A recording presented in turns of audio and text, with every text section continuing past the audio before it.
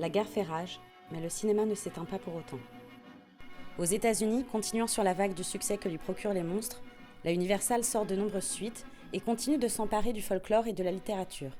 Cette fois avec un nouveau venu, le loup-garou. Avec Le Monstre de Londres en 1935, Universal voulait déjà rajouter un nouveau protagoniste à sa galerie. Le maquillage est complexe à mettre en place, trop lourd pour l'acteur, et la transformation, difficile à mettre en scène.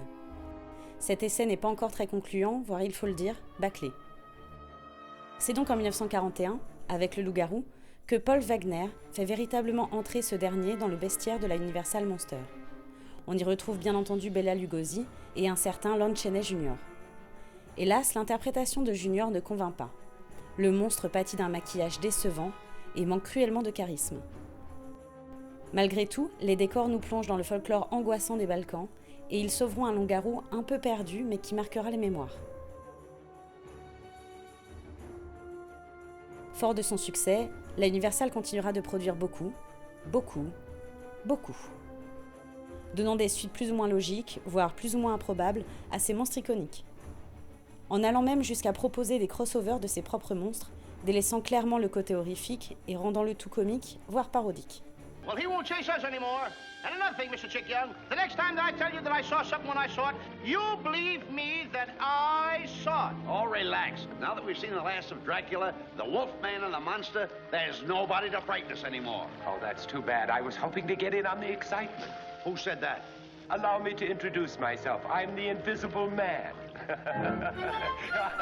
La Universal fait du divertissement grand public, au bonheur des censeurs qui maintiennent les studios dans le droit chemin, au risque de perdre beaucoup de billets verts. Excellent. Il faudra se tourner vers un autre studio de production pour voir du nouveau dans le cinéma d'épouvante américain.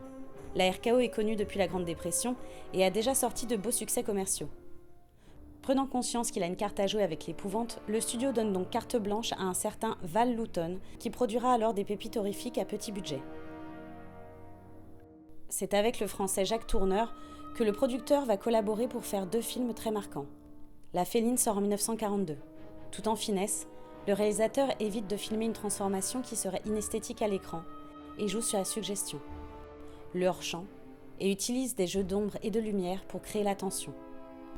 Avec un scénario riche et intelligent, en dépit de sa simplicité apparente, Tourneur joue avec la censure et nous présente une femme en conflit avec sa nature profonde et les normes sociétales. Littéralement en pleine métamorphose. La société isole et diabolise tout individu et tout comportement non conforme à ses standards. Métamorphose entre possible et impossible.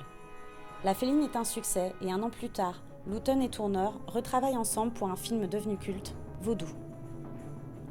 Criant de modernité, ici, tout est suggéré. Alors que d'autres se perdent dans le même sujet avec une puterie d'odeur colonialiste, Tourneur aborde avec sérieux la culture haïtienne et conçoit une nouvelle façon de montrer l'horreur avec ce film de zombies.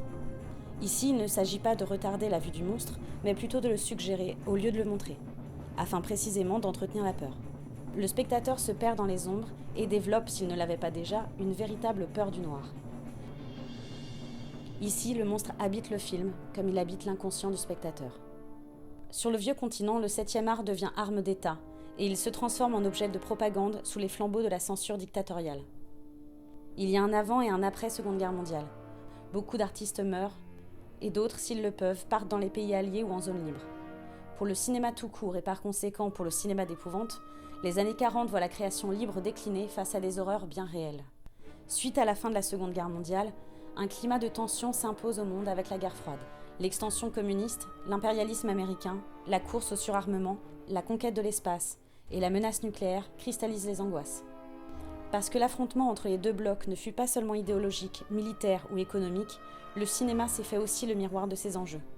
Un miroir fidèle ou déformant, réaliste ou fantastique, tragique ou divertissant, et parfois un miroir d'épouvante.